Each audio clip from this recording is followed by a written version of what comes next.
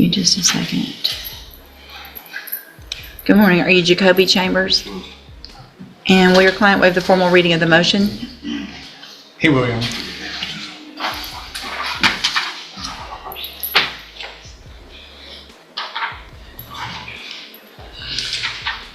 Mr. Chambers, in cause number 21-37015, I have a motion to revoke your unadjudicated probation.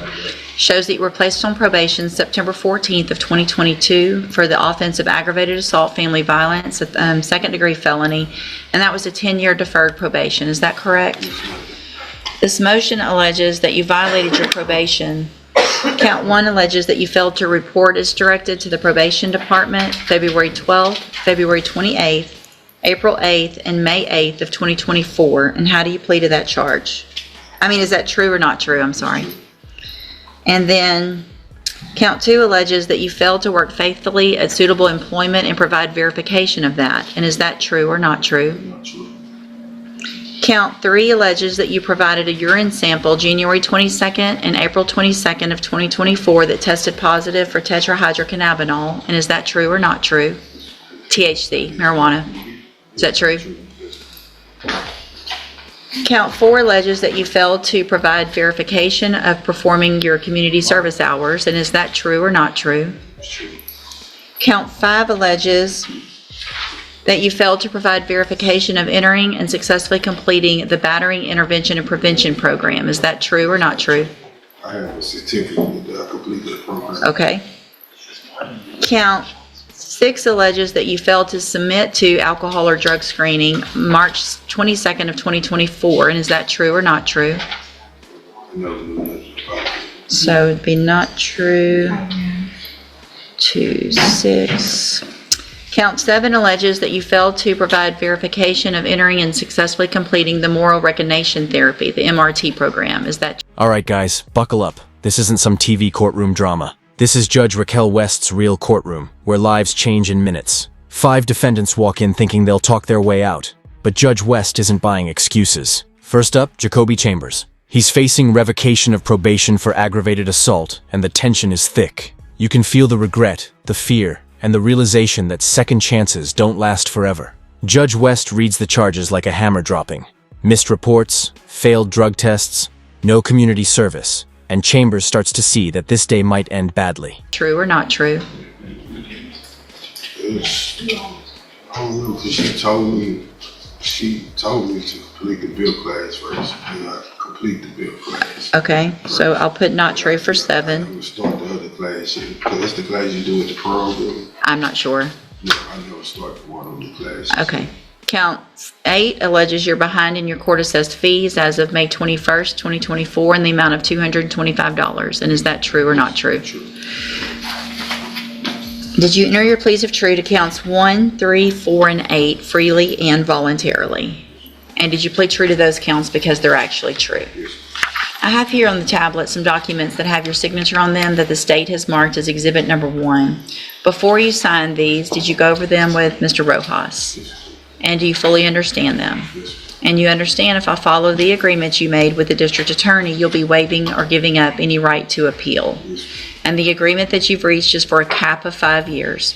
So I can give you 5 years if I revoke your probation. I can give you less. It'll all depend on the information I receive at a sentencing hearing. Do you understand? Yes. State tenders number 1. No objection. It's admitted. Is there any evidence that Mr. Chambers is not competent? No, Your Honor. All right, sir, I'm going to find that you entered your pleas of true to counts 1, 3, 4, and 8 freely and voluntarily. Find those counts true. Find sufficient evidence to find you guilty. However, I'm going to reset your case for sentencing so that the probation department can do an updated report. That'll give me more information about you, your case, and then we'll come back for sentencing. All right, you can go back with the bailiff.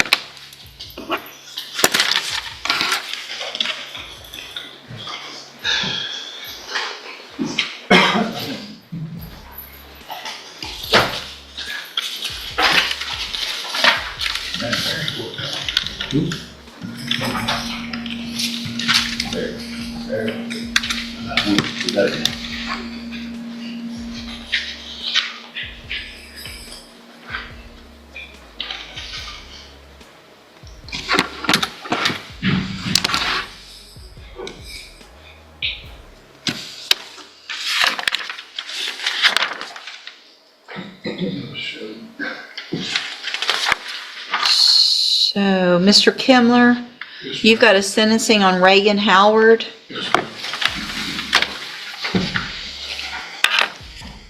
Judge West keeps her tone calm, but it cuts deep. Chambers fumbles through true and not true, trying to dodge responsibility. But the record doesn't lie. Positive THC tests, skipped classes, unpaid fees, it's all there. When she says the words 5-year cap, you can see his confidence crumble. It's not just paperwork, it's his future on the line. The judge resets his case for sentencing, but everyone in that courtroom knows what's coming. Chambers walks away quietly with a deputy, and you just know his next trip to court might not end with another chance. And he showed me where he filed those letters of rep on Marvin's people, but I still don't have them yet. But it was out. There's an envelope number, I don't know if it's been accepted. Okay. I need to reset. We can get it once we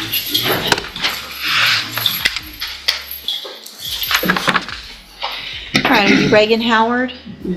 And Ms. Howard, you're in cause number 22-39924 on probation for deadly conduct, discharging a firearm, given a 6-year deferred probation, June 10th of 2024. Motion to revoke was filed. Entered pleas of true to counts. Looks like 1 through 9, and then 11, 12, and 13. I've received an updated pre-sentence report. Has everyone had an opportunity to review that report? Defense has, right? Any additions or corrections? I just argument, no. Not from the state. Hold on a second.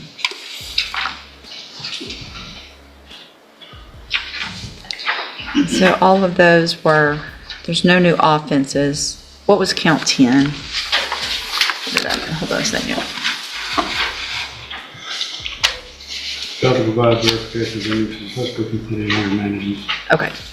So it looks like probation's recommendation, I don't know if they actually made a recommendation, Your Honor. yeah, they kind of didn't. Mr. Kimler, go ahead. Your Honor, Ms. Howard has struggled on probation, and I say that really, it was a kind of a polite way of saying she really hasn't done a whole lot while she's been on probation, except test positive for THC and alcohol. In talking with her and trying to understand why she didn't make more of an effort on probation, I think that she, again, and I'm perhaps sound like a broken record in these cases, but I do think she suffers from some underlying mental health issues that have to do with depression. The court would know. Next up, Reagan Howard. If you thought Chambers had it rough, wait for this. Deadly conduct, firearm discharge, serious stuff. She's been on probation but hasn't done much with it except fail drug tests and skip programs. Her lawyer tries the sympathy angle. Mental health, depression. She's self-medicating. But Judge West isn't swayed by excuses. The courtroom falls silent as the lawyer admits she's been struggling, but really just failing. Reagan faces her judge, shaking her head, trying to explain, but it's clear.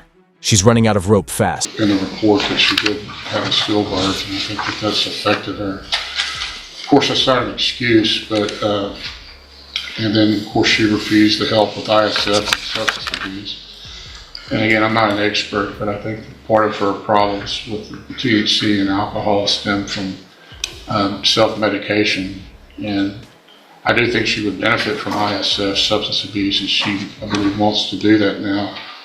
But really, she needs treatment for depression and to get her serotonin levels back. I mean, again, I'm not an expert, but to get her serotonin levels balanced out.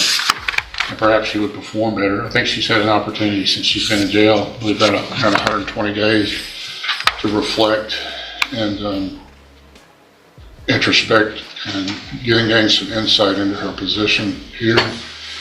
And she's told me during our discussions that she does want to keep a felony off of her record. She does have plans for the future that a felony would compromise.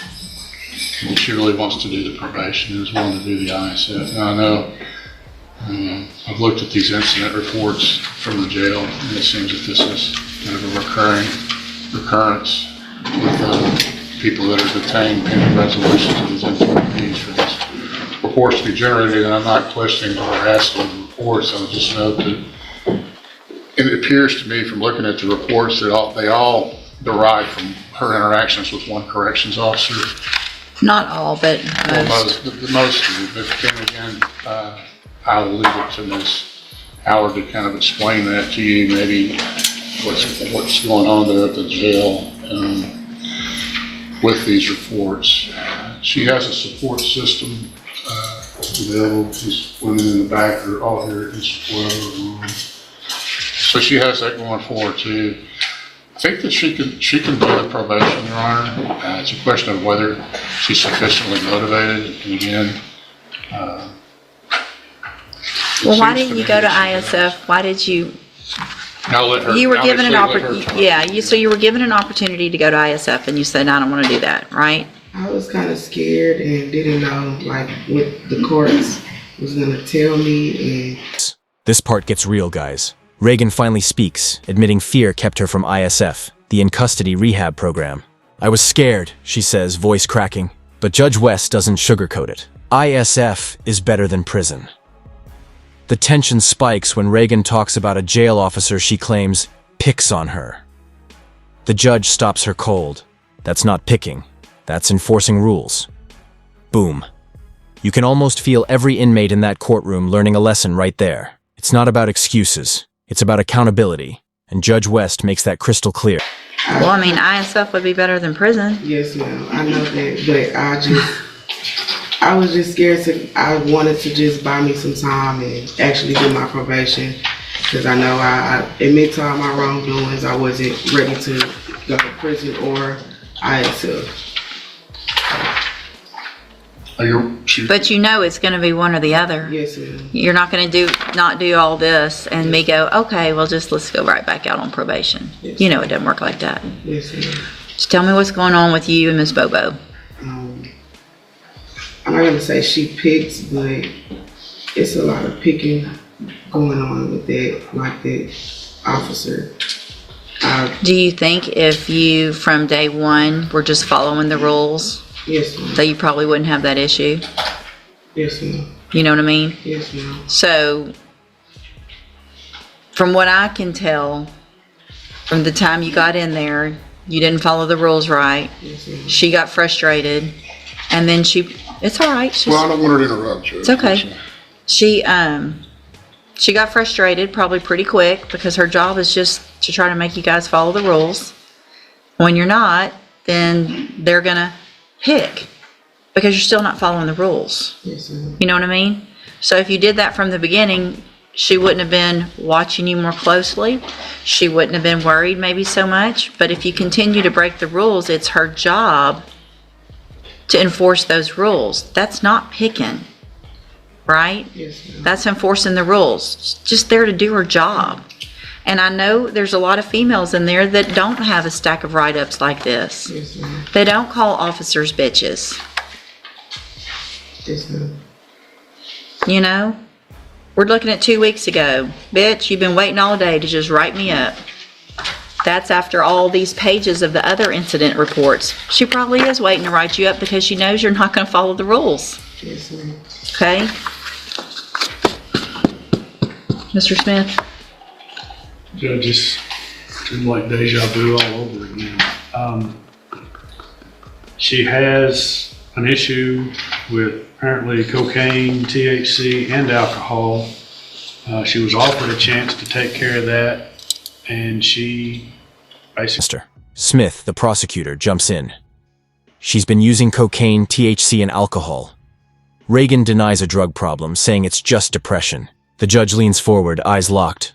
You're on felony probation, using drugs, and don't think that's a problem? That moment defines Judge West's entire courtroom philosophy. Truth over pity, discipline over denial. The gavel doesn't slam, but her words hit harder than one. For Reagan, this is her last warning shot. Either she faces her demons, or next time she's wearing prison blues. He said, no, I'm not going. I don't want to go. I don't need help. Do you think you need help? With my depression, I don't think I have a drug problem. You don't? So you're on felony probation and you're using drugs, knowing it could send you to prison, and you don't think that's a problem? If you're into real courtroom drama, not scripted TV, but real people and real consequences, make sure to subscribe and stay tuned. Every week, we bring you justice as it truly happens. It's a problem. Okay. She was using THC up until the day before she was arrested. I think she's saying that now just so that she doesn't wind up going to prison. I don't think it's going to be effective in her. Thank you, Mr. Smith. So I don't disagree with Mr. Smith. Ms. Howard, you're on probation for something very serious, but you don't have a lot of criminal history. I mean, you're one of the ones that should be able to complete this. Yes, ma'am. And I can.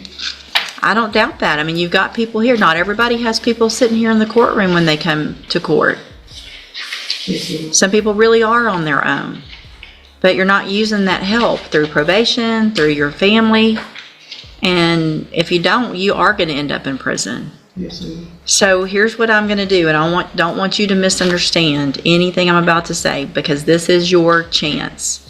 And there's going to be a very important caveat to all of this, and that's going to include not getting in trouble. Talking about that in a minute. We're going to find that you entered your pleas of true to count 1 through 9 and 11 through 13 freely and voluntarily. Find those counts true. Yes, ma'am. Find sufficient evidence to find you guilty and revoke your probation. I'm not going to do that today. I'm going to continue you on probation. I am going to order that you enter and successfully complete the ISF, the substance abuse track of the ISF program. When you get out of that, the aftercare will be the JCDI program, and you're going to be on zero tolerance. You will be required to wear a drug patch. If that drug patch comes positive, you're right back in here and you're looking to go to prison for up to 10 years. Just that simple.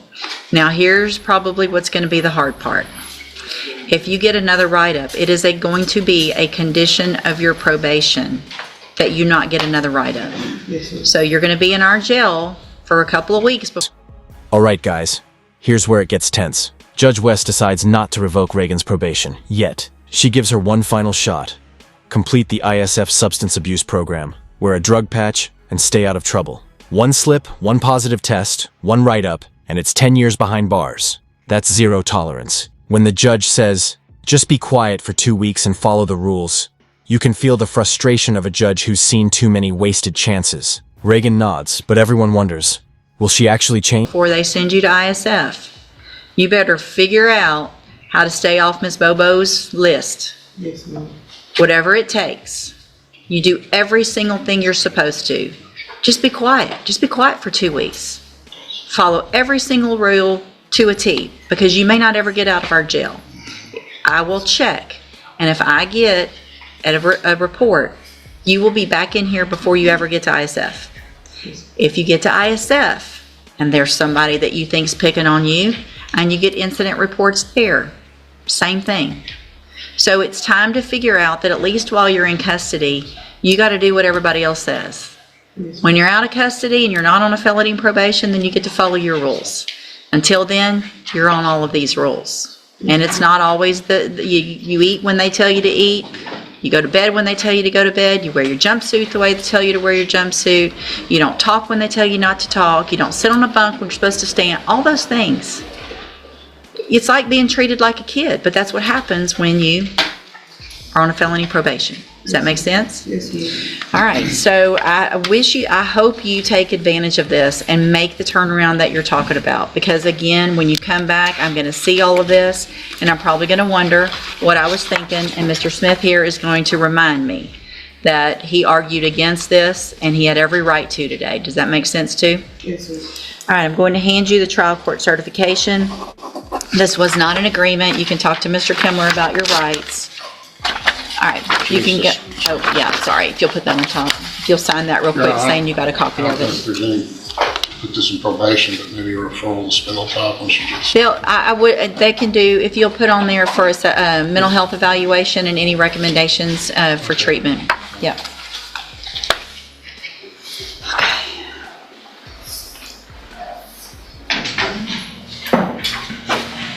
Thank you all for being here. Thank you. Thank you. Good luck to you. And then on Norberto Armenta, He's testing, I'm sorry. I've spoken to, do we need to get him out, or are you asking for a reset? let me get a reset. Okay. I think the problem there is the cat, he thinks it's too. Okay, I will reset that so you can visit with him. Next name, Norberto Armenta. His case gets reset, but don't let that fool you. In Judge West's court, a reset isn't a break. It's borrowed time. Every delay adds pressure, and every unfinished case hangs like a storm cloud. The message stays the same. This courtroom doesn't forget. The moment his name comes up again, it'll be go time. Meanwhile, the docket rolls on, and the tension never drops.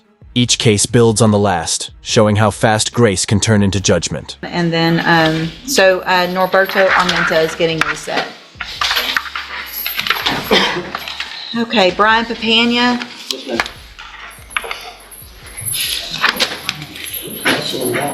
Oh, and then Mr. Rojas, you still have a sentencing also.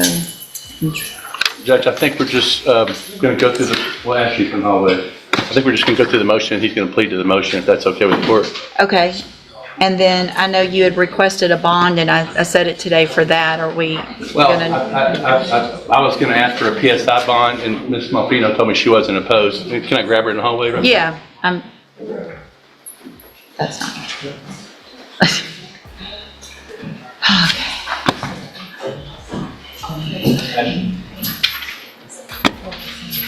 You checked your phone. Well, I mean, I saw that someone might have sent me something, but I wasn't able, it looks like a video, and so I wasn't going to click on it while I'm up here making faces, which obviously I'm making a lot of them today.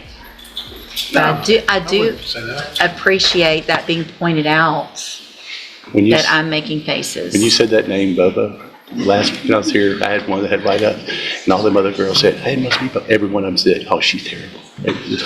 Well, if they follow the rules, I she understand. wouldn't be. I mean, I agree. Sorry, Judge, I had this Stratton family. No. Here. Oh, you're fine. Did you need some more time? No, Okay. I'll call them. I just told the court that we were going to plead to the motion, and but yeah. And they'll probably just go open. Sure. So are you Brian Anthony Papania? Mr. Papania, best you can, raise your right hand. Do you swear or affirm the testimony you're going to give in this hearing will be the truth, the whole truth, and nothing but the truth? Thank you. You can put your hand down. And Mr. I was about to call you Burbank. I need a break. Mr. Parker, I'll tell him. will your client waive the formal reading of the motion? You will, Your Honor. Mr. Papania, in cause number 17-26995, I have a motion to revoke your community supervision. Shows that you were placed on probation October 2nd of 2017 for the offense of driving while intoxicated. And that was an 8-year sentence that was probated for 8 years. Is that correct? The motion alleges that you violated your probation. Count 1 alleges that you provided a urine sample July 28th of 2025 for... Now here comes Brian Anthony Papia, a man who's been playing roulette with sobriety. On probation for DWI, and guess what? Multiple high blood alcohol readings, 11, 1034, 1037, you name it. The judge reads each violation like a heartbeat monitor of failure. His lawyer begs for a bond, but Judge West isn't moved. She wants an updated report before deciding his fate. You've been drinking while on probation for drinking, she says bluntly. No yelling, no theatrics, just cold professional disappointment. That hurts worse than anger. Tested positive for tetrahydrocannabinol. Is that true or not true? And then count 2 alleges that you failed to provide verification of attending program guidelines and rules of the mental health initiative caseload. Is that true or not true? Count 3 alleges that you failed to adhere to the conditions of the interlock program as required, in that May 21st, there was a high blood alcohol of 0.037.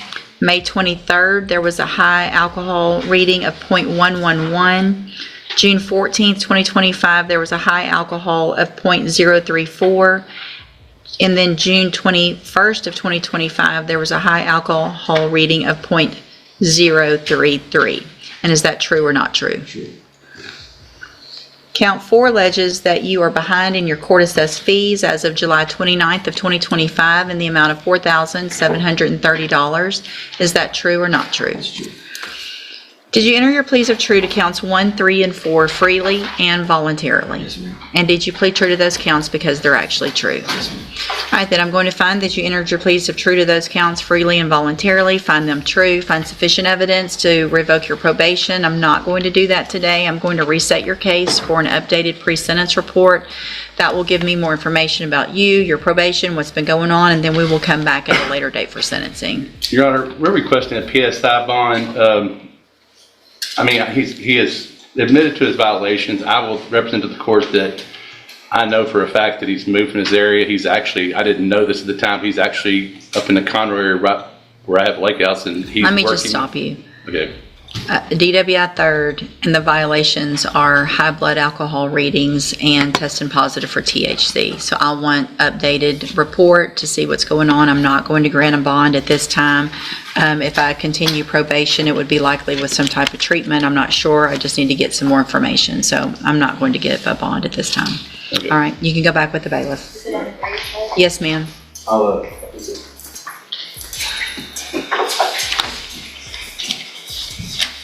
Hey, Jody, can you do that one 11 too? Now the courtroom feels heavy, each case piling on like a cautionary tale. Probation isn't freedom, it's a contract, and Judge West enforces that contract to the letter. When Papia leaves, escorted by deputies, you can almost sense his regret. But this court doesn't deal in almost. Here, it's simple. Either you do what's required, or you face the full weight of your choices. The rhythm of justice keeps pounding. And up next comes the final story of the day, the one that truly drives it home.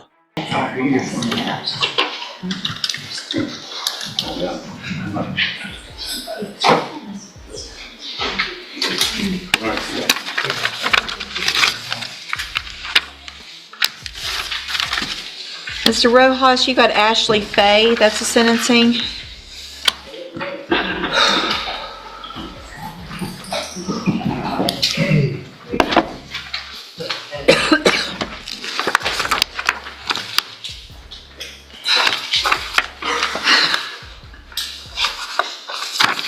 This judging thing is hard today. Too many words. Just too many tough decisions. I mean, I realize that's the point of my job, but some days it's harder than others. All right, are you Ashley Faye? And Ms. Faye was previously in court, entered a plea of guilty to the third-degree felony offense. Well, and it was a state jail that was enhanced to a third degree of credit debit card abuse. The agreement was for a cap of 5 years. And I've received the pre-sentence report. Has everyone had an opportunity to review the report? We have, Your Honor. Yes, Your Honor. Are there any additions or corrections? Just a comment as to what Ms. Faye's comments were, Judge. It appears that she's not taking responsibility. I spoke with her about that. I think I was just kind of confused the way it was worded. I didn't know I was never really truly told like the specific on the case. Like, Did you use somebody else's credit or debit card? it was me and my friend did. Okay. And I didn't understand how she worded it. Okay, But yes, I did. okay. that's the only correction I had, Judge. Any corrections, Mr. Nothing I Nichols? saw, Your Honor. Also, in addition to that report, I have received looks like a few pages of jail incident reports that I've reviewed as well. Has everyone received those? We have, Your Honor. All right, you may proceed with the argument. Yeah, Judge, I think looking at her criminal history, it doesn't scream that this is somebody that deserves a chance on probation. That's what she's asking for, however. If you look at her comments on page 4, she's asking for Santa Maria. We've already talked about that a little bit this morning. Ashley Faye. The name alone brings a sigh from the bench. Credit card abuse, prior felonies, probation failures. Her record's a mess. Her defense tries to spin it, saying she's confused or misunderstood the charges, but Judge West sees through it all. So, you used someone else's card? Yes, that's all it takes. The prosecutor paints her as a repeat offender, one who's had chance after chance and learned nothing. You can feel the courtroom collectively thinking, this might be her last time. She's indicated to the probation officer that she doesn't have an issue with drugs. She wants to go to Santa Maria for I guess they've got kind of like a cognitive track there also. But obviously, looking at the PSI report and everything that's in it, if they can give her help with drugs there, then that's certainly something that would be beneficial to her. She's ready, I think, to stop going to prison. She's realized that that's not something that she wants to continue to do. She's put herself in that position again today. But speaking with her, she's really ready to turn her life around. And regardless of what you do here today, Judge, she's asking for probation, but even if you send her to prison, I think she's made up her mind finally that this will be the last time that she comes into court for any kind of felony offenses. She's really hoping that you would give her the opportunity to go to Santa Maria and get that the tools that she needs to make the better decisions in her life. When did you get off parole? January. January of this year? The judge flips through a thick report. Pages of past offenses, parole violations, and ignored opportunities. Then the hammer falls. I find you guilty of credit or debit card abuse. 5 years. Boom. Just like that, Ashley's run is over. No more excuses, no more programs, no more chances. Even Judge West admits it's tough. Some days are harder than others, she says, tired but firm. You can see it on her face.